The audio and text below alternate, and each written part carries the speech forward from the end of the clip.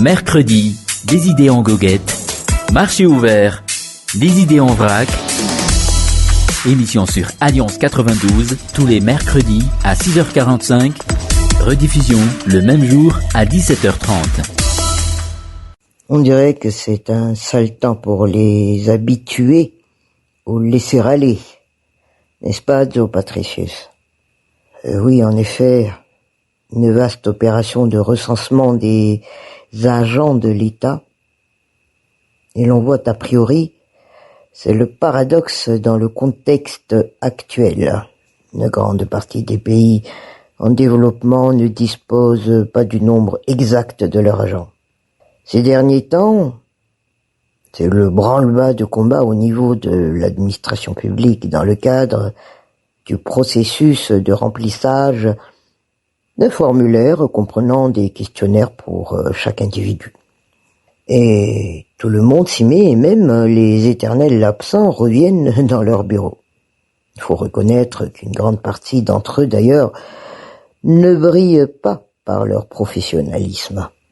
Bon, il suffit de jeter un coup d'œil à la réaction des internautes sur les réseaux sociaux pour comprendre l'état des agents de l'État, entre ceux qui arrivent très tard au bureau et ceux qui partent très tôt.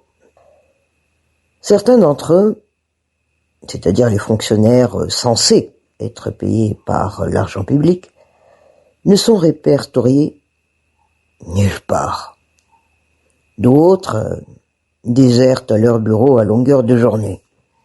Il s'agit de ceux qu'on appelle communément des fonctionnaires fantômes, tout simplement. Et puis depuis des années, la chasse à ces derniers ne cesse de s'amplifier, allant des menaces à des coupures de solde en passant par la radiation.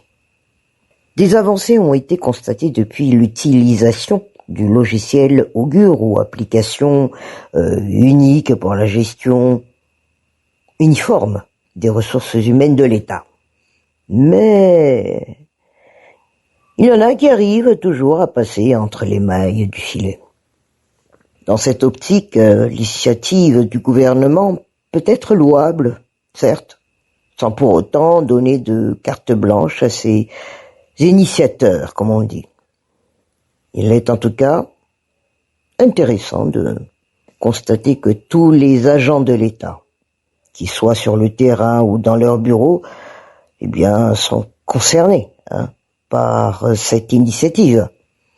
Cependant, Patricius, il existe aussi des paramètres à prendre en compte, car il ne suffit pas de recenser et d'évaluer. Il faut également sévir lorsque la situation l'exige.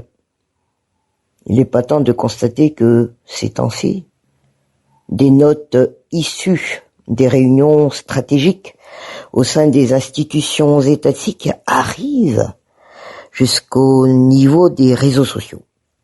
Sans parler aussi des discussions entre des gens censés détenir des postes à responsabilité. Et pourtant, le code de déontologie est clair sur ce point, n'est-ce pas?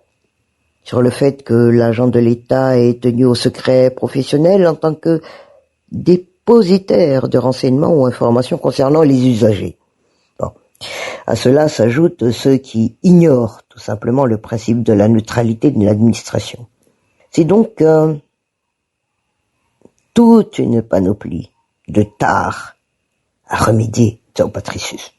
Au-delà des capacités à effectuer correctement leurs responsabilités et qui nécessitent de la formation, il faudra aussi que les responsables pensent à former en aval les agents qui arrivent non probablement pas à être informés en amont de l'implication de leur entrée au niveau de l'administration publique.